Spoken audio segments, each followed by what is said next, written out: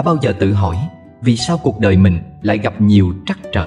Vì sao có những người ngay từ khi sinh ra đã gặp may mắn, còn người khác lại phải chịu muôn vàn khổ đau? Phải chăng tất cả chỉ là ngẫu nhiên, hay còn có một lý do sâu xa nào đó? Trong giáo lý nhà Phật, nhân quả không bao giờ sai lệch. Mọi điều ta gặp trong kiếp này đều có mối liên hệ chặt chẽ với những gì ta đã làm từ trước. Nếu kiếp trước ta gieo nhân thiện lành, đời này ta gặt quả an vui. Ngược lại, nếu từng gây ra đau khổ, oan trái, kiếp này ta sẽ phải trả lại bằng cách này hay cách khác. Hiểu được quy luật này, ta không còn oán trách số phận, mà sẽ học cách sống thiện lương, hóa giải nghiệp duyên, để tương lai được an nhiên, hạnh phúc.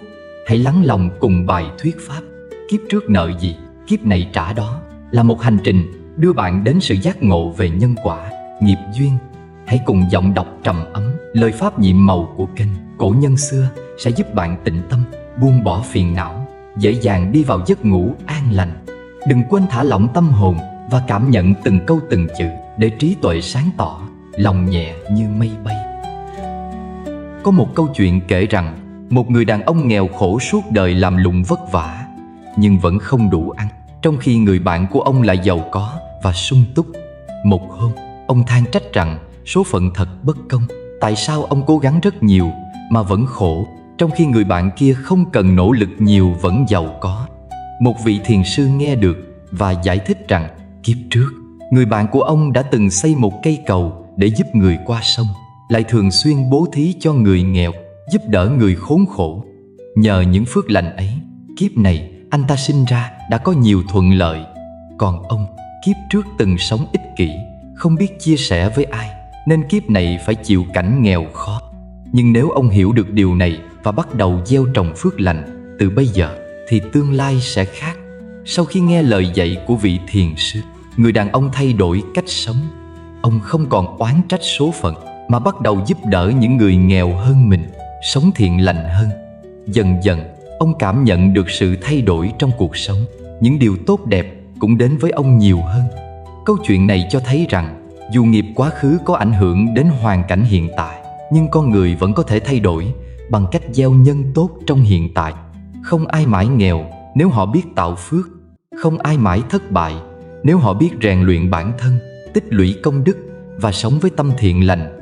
Thành công hay thất bại, giàu hay nghèo, không chỉ là kết quả của sự nỗ lực trong đời này, mà còn là sự cộng hưởng của nhân quả từ nhiều kiếp. Nhưng quan trọng nhất, dù xuất phát điểm của ta thế nào, ta vẫn có thể thay đổi tương lai nếu biết sống đúng đắn, tích lũy phước báu và không ngừng hoàn thiện bản thân. Cuộc đời mỗi người vốn không giống nhau. Có những người sinh ra trong một gia đình tràn ngập yêu thương, được cha mẹ che chở, dạy dỗ tử tế. Nhưng cũng có những người không may mắn, bị chính gia đình ruồng bỏ, bạo hành, phải lớn lên trong đau khổ và tủi nhục. Điều này không đơn thuần là sự ngẫu nhiên hay bất công của số phận, mà theo góc nhìn nhân quả của Phật giáo, đó chính là nghiệp gia đình, mối duyên nghiệp từ nhiều kiếp trước, nay đủ duyên hội tụ để trả nợ và học những bài học cần thiết.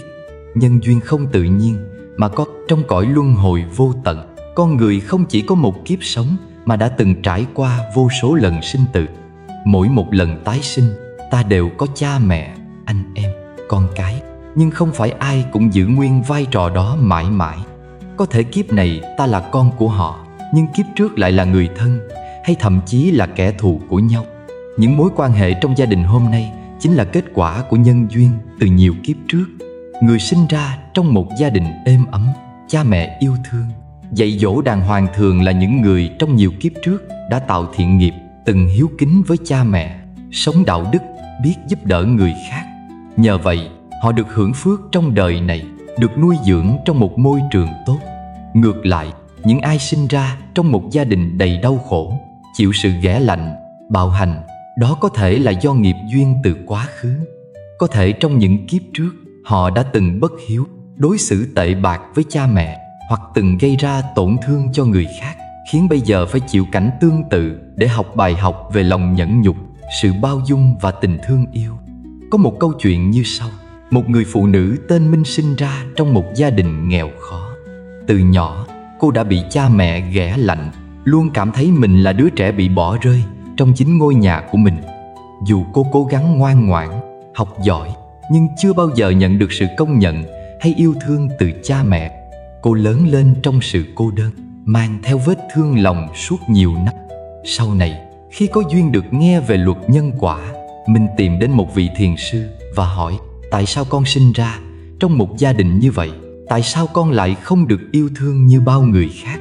Vị thiền sư nhìn cô với ánh mắt từ bi và nói: con có bao giờ nghĩ rằng cha mẹ của con trong kiếp này có thể đã từng là những người con mà con đối xử tệ bạc trong kiếp trước? Có thể con từng ghẻ lạnh, làm tổn thương họ, nên kiếp này họ đến để giúp con hiểu cảm giác đó là như thế nào. Khi con nhận ra điều này, thay vì oán hận, hãy học cách bao dung, yêu thương họ, vì đó là cách duy nhất để hóa giải nghiệp duyên này. Lời dạy ấy khiến Minh sững người. Cô chưa bao giờ nghĩ rằng mối quan hệ đau khổ này lại có một nguyên nhân sâu xa đến vậy. Từ đó, cô không còn trách móc cha mẹ nữa, mà bắt đầu thay đổi chính mình.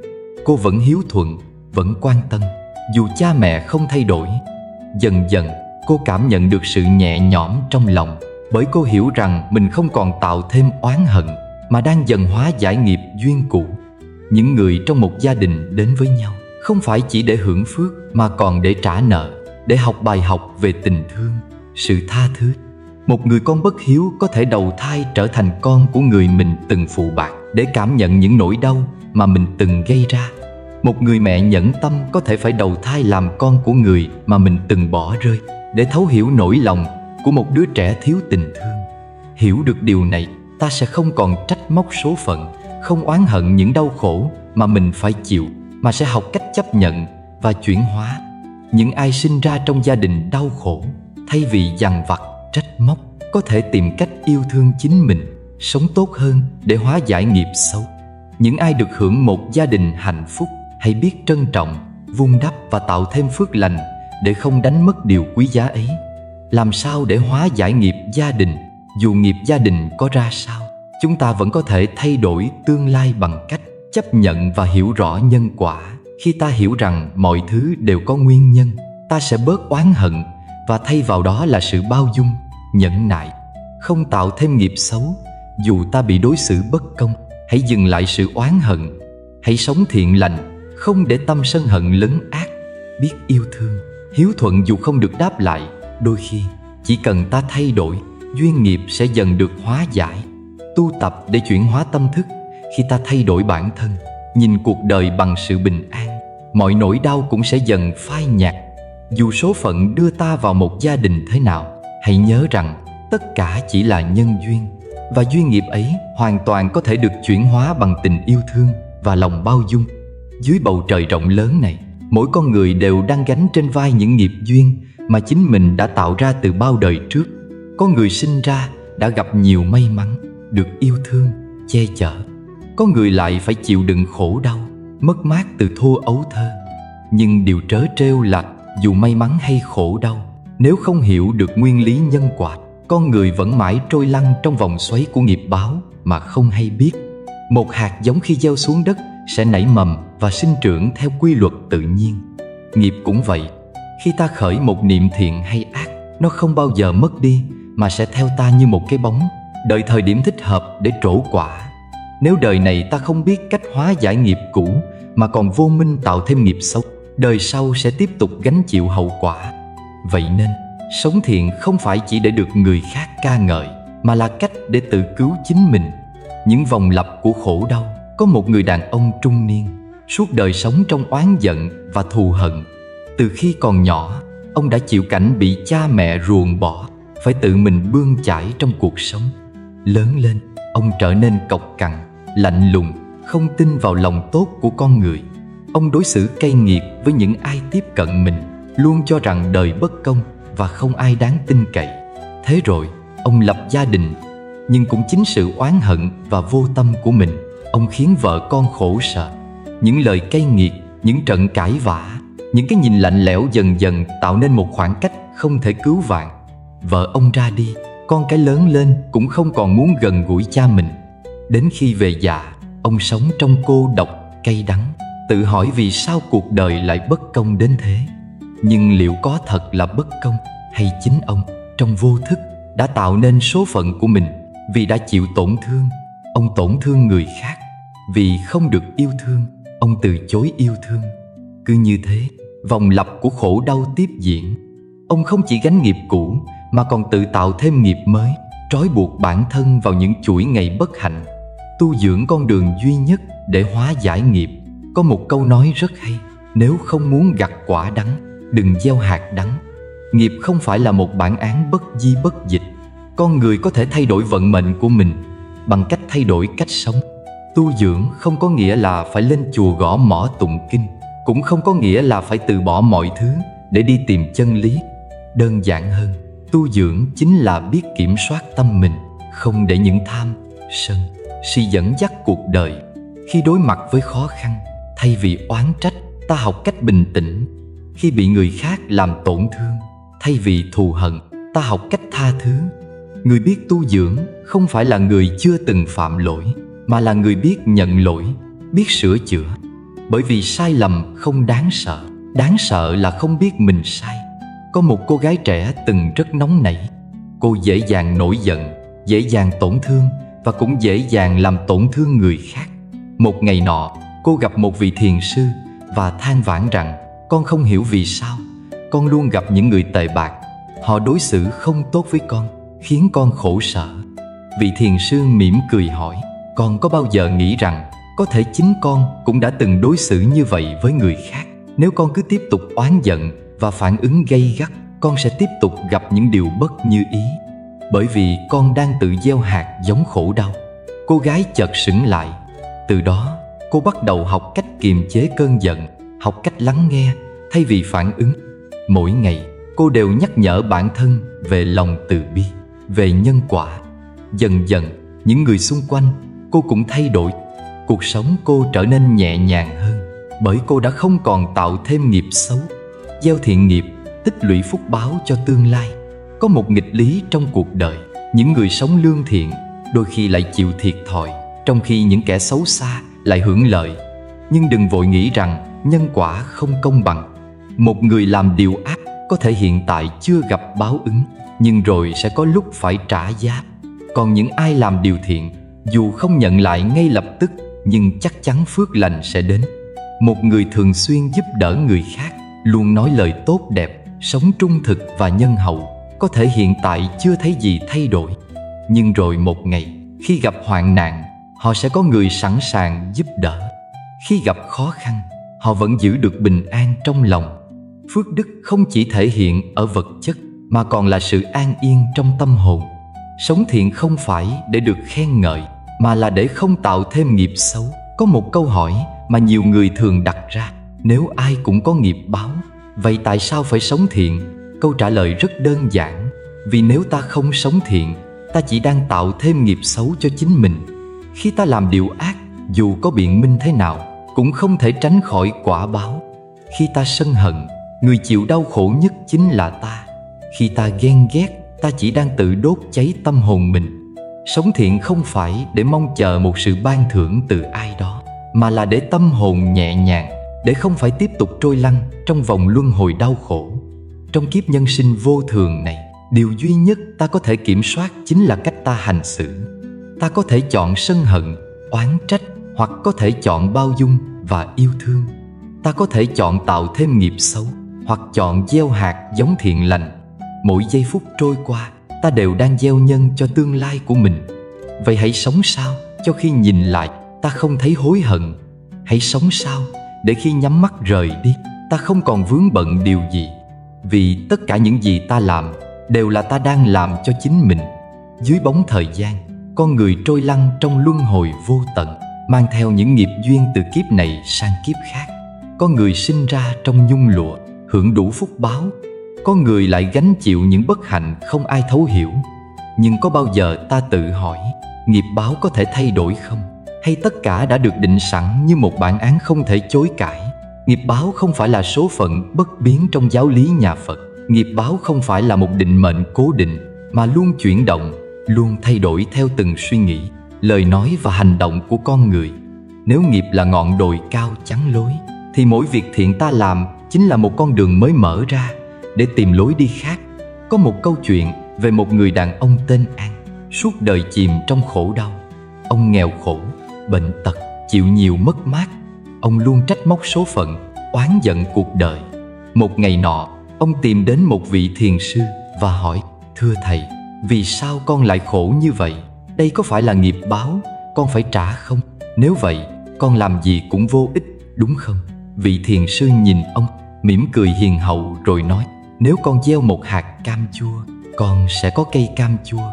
Nhưng nếu con tưới nước, chăm sóc, cải tạo đất tốt hơn, dần dần vị của quả cam có thể thay đổi. Nghiệp cũng vậy, không phải mãi mãi không thể đổi thay. Nếu con cứ than oán và tiếp tục sống trong tiêu cực, con chỉ đang bón thêm phân cho cây khổ đau lớn lên mạnh mẽ hơn.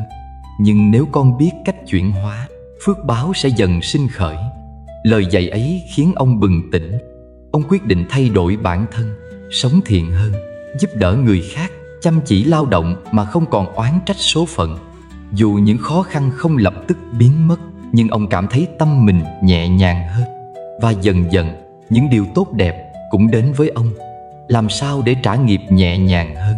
Nếu nghiệp xấu đã được tạo ra từ quá khứ, ta không thể xóa bỏ nó ngay lập tức, nhưng có thể giảm nhẹ bằng những phương pháp sau. 1. Biết sám hối hóa giải những lỗi lầm đã gây ra. Sám hối không chỉ đơn giản là nói lời xin lỗi, mà là sự ăn năn thực sự từ tận đáy lòng. Khi ta thành tâm nhận ra lỗi lầm, không tái phạm, ta đã đặt một viên đá đầu tiên trên con đường hóa giải nghiệp chướng. Có những người từng làm tổn thương người khác, nhưng thay vì sửa đổi, họ biện minh cho hành động của mình. Khi ta tiếp tục gieo ác duyên, ta chỉ khiến nghiệp nặng thêm.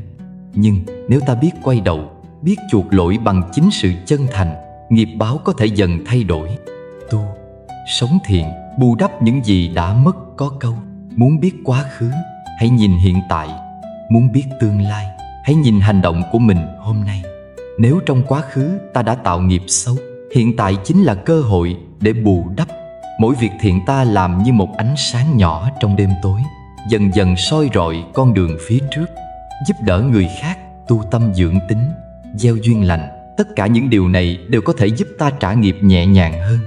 Thuy, kiên nhẫn đón nhận nghiệp với tâm thế bình an. Có những người khi gặp khó khăn liền oán trời trách đất, nhưng điều đó không làm cho nghiệp giảm đi.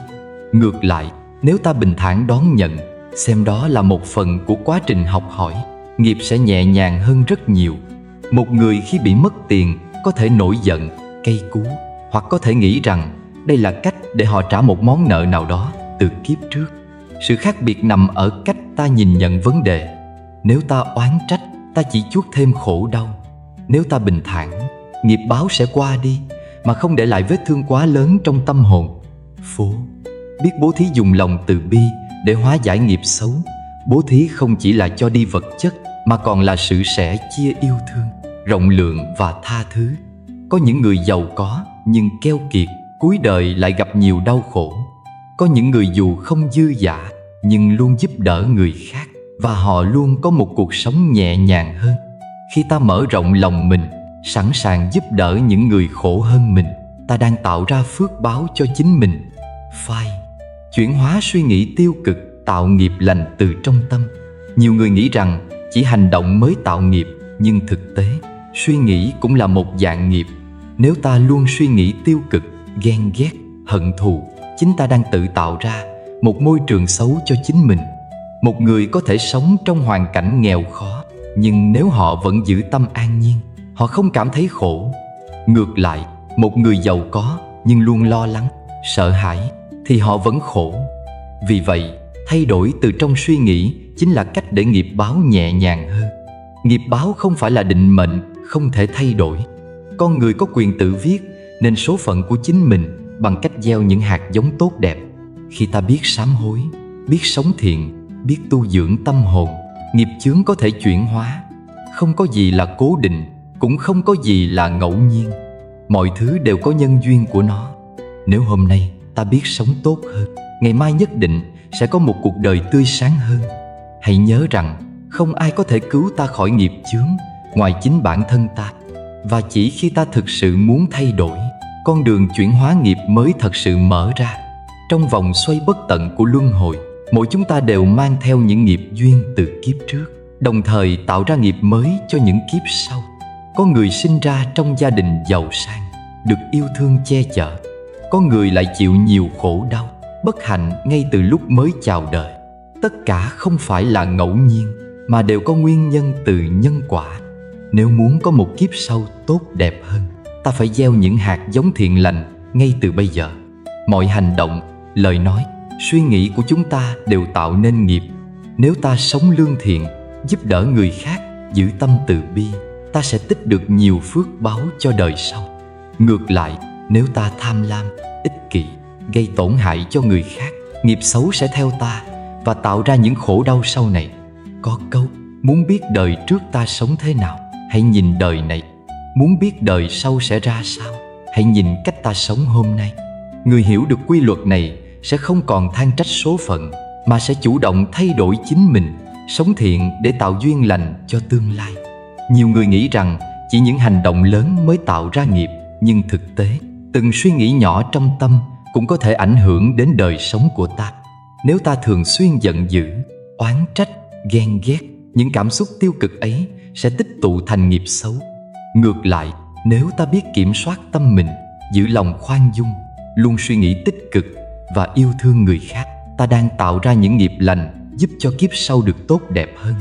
Muốn có một kiếp sau an vui, ta phải biết tạo phước ngay từ bây giờ.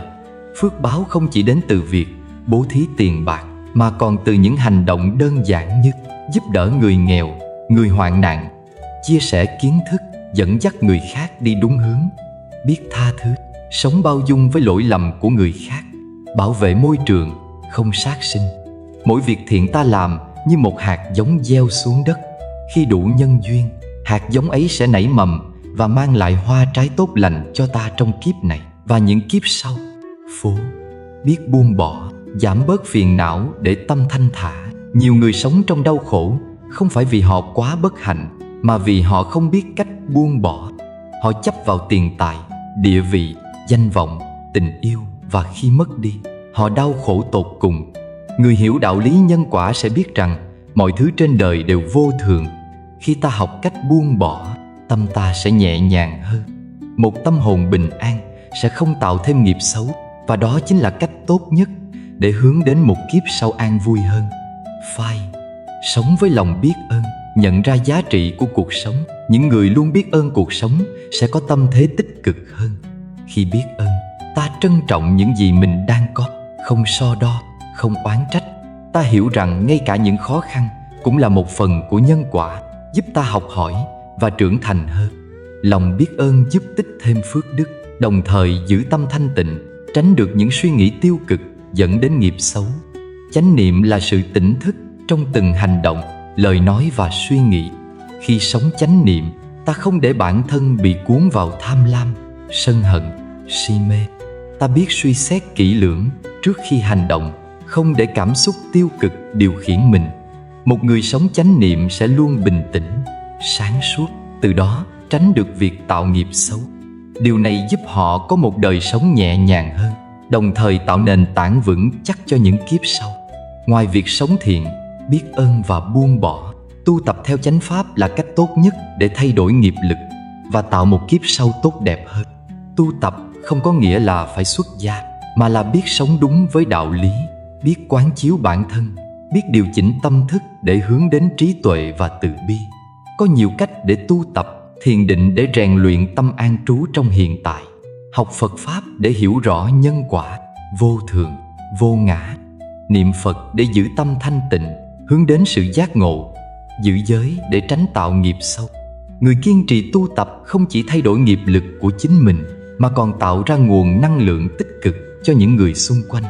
Nếu muốn có một kiếp sau tốt đẹp, ta phải học cách không làm tổn thương người khác. Nhiều người vì tham lam, ganh ghét mà hại người, nhưng họ không biết rằng mọi đau khổ mà ta gây ra cho người khác rồi cũng sẽ quay trở lại với ta. Thay vì sống trong thù hận, ta nên tập lòng tha thứ. Khi ta tha thứ cho người khác, chính ta cũng được giải thoát khỏi những oán hận trong tâm. Một tâm hồn thanh thản chính là nền tảng để có một cuộc sống an vui hơn. Tiền tài, danh vọng, quyền lực chỉ là những thứ tạm bợ. Khi ta quá chấp vào chúng, ta dễ tạo nghiệp xấu, vì lòng tham không bao giờ có điểm dừng. Người biết đủ là người giàu có nhất. Khi ta học cách sống đơn giản, không quá chạy theo vật chất, tâm ta sẽ nhẹ nhàng hơn. Một tâm hồn thanh thản sẽ không tạo nghiệp xấu, giúp ta có một kiếp sau bình yên hơn. Không ai có thể thay đổi nghiệp của ta ngoài chính bản thân ta. Nếu hôm nay ta muốn có một kiếp sau tốt đẹp hơn, ta phải sống tốt ngay từ bây giờ. Mỗi ngày hãy tự hỏi mình, hôm nay ta đã làm được điều gì tốt cho người khác chưa? Ta có hành động nào gây tổn thương ai không? Ta có sống với tâm từ bi, hỷ xả không? Nếu mỗi ngày ta đều nỗ lực làm tốt hơn, thì dù nghiệp cũ có nặng nề đến đâu, ta cũng có thể chuyển hóa để có một tương lai tươi sáng hơn. Cuộc đời này là một hành trình, và mỗi bước chân ta đi đều để lại dấu ấn trong vòng xoay của nhân quả. Không ai có thể thay đổi quá khứ, nhưng hiện tại và tương lai vẫn nằm trong tay ta. Khi hiểu được luật nhân quả, ta không còn oán trách số phận, mà biết cách gieo nhân thiện để gặt quả lành. Hãy chọn sống một đời ý nghĩa, biết buông bỏ phiền não, tu dưỡng tâm hồn, làm điều thiện lành để chuyển hóa nghiệp lực, hướng đến một kiếp sống an vui hơn. Mỗi hành động nhỏ từ hôm nay đều có thể tạo nên những thay đổi lớn trong tương lai. Đừng đợi đến ngày mai mới bắt đầu, hãy gieo những hạt giống tốt đẹp ngay từ giây phút này. Nếu những chia sẻ này mang đến cho bạn sự bình an, hãy để lại một bình luận về suy nghĩ của bạn, chia sẻ video đến những người thân yêu và nhấn đăng ký để tiếp tục đồng hành cùng chúng tôi trên hành trình khám phá trí tuệ Phật Pháp. Mỗi sự tương tác của bạn không chỉ giúp lan tỏa năng lượng tích cực, mà còn là động lực để chúng tôi mang đến nhiều nội dung ý nghĩa hơn. Cảm ơn bạn đã lắng nghe. Chúc bạn luôn an yên và hạnh phúc.